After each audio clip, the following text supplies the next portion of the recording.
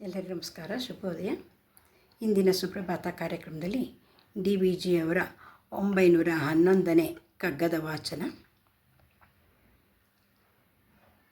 ರಣದಿ ಬಿದ್ದ ಸೈನ್ಯಪತಿ ಸಿಡ್ನಿಯುತ್ಕ್ರಮಣ ದೊಣಗು ಬಾಯಿಗೆ ನೀರನೊಡ್ಡಲ್ ಅದನವನು ತನಗಿಂತ ಕೆಳದ ಬಟಗದು ಸಲ್ಲುದೆಂದಿತ್ತು ತಣಿವನಾಂತುದ ನೆನೆಯೋ ಮಂಕುತಿಮ್ಮ.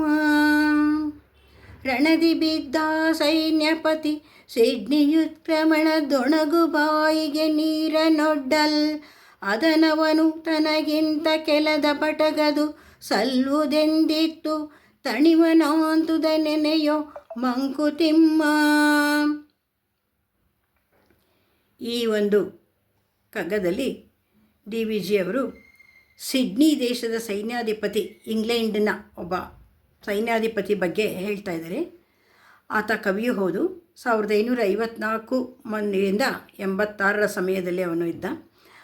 ಒಂದು ಸಲ ಗಾಯ ಆಗಿ, ಅವನಿಗೆ ತುಂಬ ಯುದ್ಧದಲ್ಲಿ ಗಾಯ ಆಗಿ ಬಳಲಿ ದಾಹದಿಂದ ನೀರು ಬೇಕು ಅಂತ ಕೇಳ್ದ. ಯಾರೋ ನೀರು ತಂದು ಕೊಟ್ಟ ಬಯಲಿನಲ್ಲಿ ಅವನ ಪಕ್ಕದಲ್ಲೇ ಇನ್ನೊಬ್ಬ ಸೈನಿಕ ದಾಹದಿಂದ ನೀರಿನ ಬಾಟ್ಲ ಕಡೆಗೆ ನೀರಿನ ಒಂದು ಆಸರೆಗಾಗಿ ಇವನ ಮುಖ ನೋಡಿದಾಗ ಇವನಿಗೆ ಅನ್ನಿಸ್ತು, ಅಯ್ಯೋ ನನಗಿಂತ ದಾಹ ಅವನಿಗೆ ಹೆಚ್ಚಿದೆ, ಅವನಿಗೆ ನೀರಿನ ಅಗತ್ಯ ಇದೆ ಅಂಥೇಳಿ ಆ ನೀರನ್ನು ಆತನಿಗೆ ಕುಳಿಸಿ ಅವನು ಸಮಾಧಾನ ಆಗಿದ್ದನ್ನು ನೋಡಿ ಸಂತೋಷಪಟ್ಟು ನೆಮ್ಮದಿಯಿಂದ ಇದ್ದಂಥ ಒಬ್ಬ ವ್ಯಕ್ತಿಯ ಉದಾಹರಣೆನ ಇಲ್ಲಿ ಕೊಡ್ತಾ ಇದ್ದಾರೆ. ಅಂದರೆ ನಮಗಿಂತಲೂ ನಮ್ಗೆ ಅಗತ್ಯ ಇರುತ್ತೆ ಕೆಲವು ವಸ್ತುಗಳು, ಅದು ನಮಗಿಂತ ಇನ್ನೂ ಅಗತ್ಯ ಇರೋರನ್ನ ನೋಡಿ ಅವ್ರ ಅಗತ್ಯನ ಪೂರೈಸೋದು ನಮಗೆ ಶ್ರೇಯಸ್ಸು, ನಮ್ಗೆ ಒಳ್ಳೆಯದು, ನಮ್ಮ ಗುಣನ ಅಲ್ಲಿ ತೋರಿಸುತ್ತೆ ಅಂತ ಅನ್ನೋದನ್ನು ಹೇಳ್ತಿದ್ದಾರೆ. ಅಂದರೆ ತ್ಯಾಗ ಗುಣನೂ ಕೂಡ ಮುಖ್ಯವಾದದ್ದು ಮನುಷ್ಯನಿಗೆ ಅಂತ ಹೇಳ್ತಾ ಇದ್ದಾರೆ ಇಲ್ಲಿ.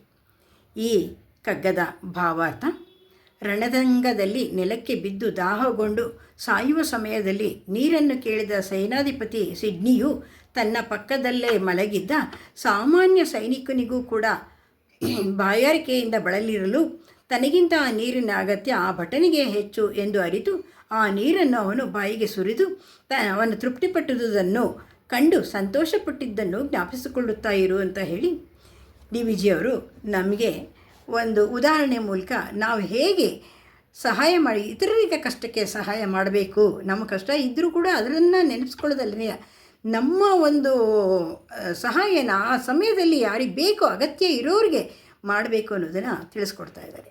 ಧನ್ಯವಾದ. ಅವಕಾಶ ಸಿಕ್ಕಿದ್ದಕ್ಕೆ ನನಗೆ ಧನ್ಯವಾದಗಳು.